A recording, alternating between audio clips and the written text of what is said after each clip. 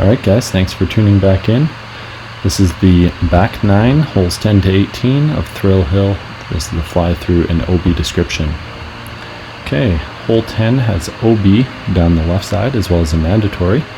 The left side will be marked by the closest set of stakes, and those are protecting the small saplings that we planted this year. So it'll always be the closest set of stakes. There's also one at the end of the fairway on the left to denote when you've passed the mando. And the mando is that tree there on the left, and it'll be wrapped. And as you come into the basket here, there's no other real hazards. Hole 11 has OB long, and it is reachable. You've got your choice of fairways. You can either go to the left on the forehand line or right on the backhand line, or a bit of the over. It's a par 3, 275 flat ground, and the green is tucked nicely in behind these clumps of trees, as well as there is some guardian trees for just bailing out long, so you do have to be precise with your distance. Hole 12, OB down the right side that wraps around near the basket. There is a drop-off as well near the basket, so your tee shots have to be the proper distance, and they can still get unlucky. So it's a par 3, 275. There will be multiple sets of stakes on the OB line, and it'll be the closest ones again. And here you see that drop-off right at the green, so you've got to be careful when approaching that green. Hole 13, OB down the right side walking path, that is.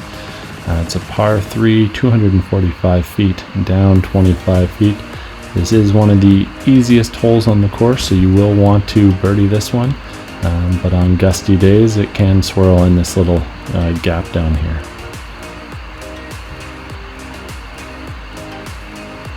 Hole 14, OB River.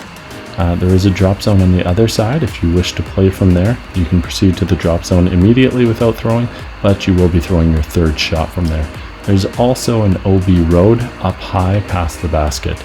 So this is the new position on the hillside.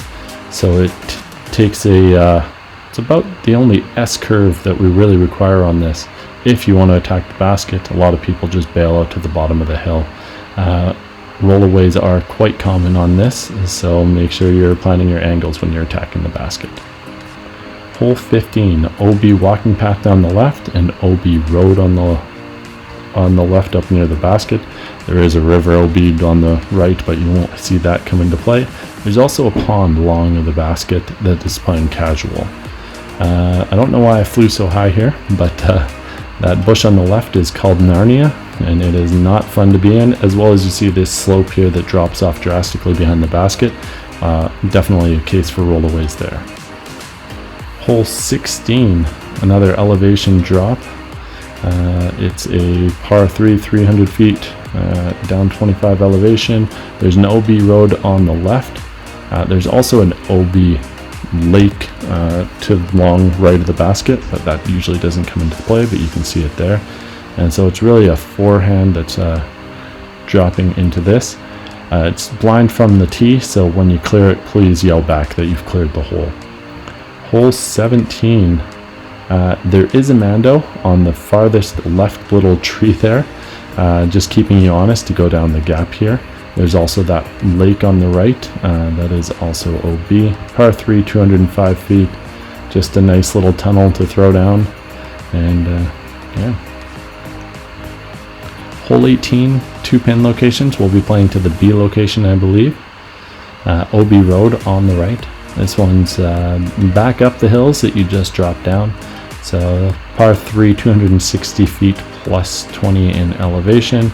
So you want to throw it up here. You can see the basket is currently sitting in the A position, and as we fly past that, here is the B location.